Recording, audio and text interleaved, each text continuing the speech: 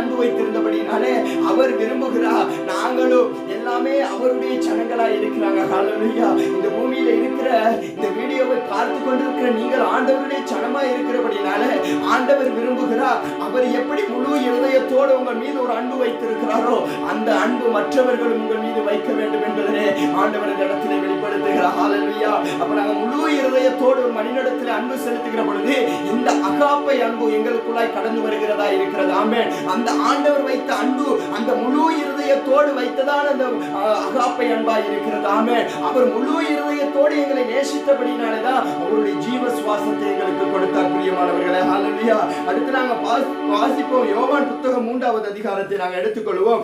யோவான் புத்தகம் 3வது அதிகாரம் 16வது வசனத்தை நாங்க வாசிப்போம். யோவான் புத்தகம் 3வது அதிகாரம் 16வது வசனம் பாருங்க, எவ்வளவு அழகான ஒரு வசனம். ஆண்டவர் எங்கள் மீது எப்படி அன்பு கூர்ந்தார் என்று மிகவும் வெளிப்படை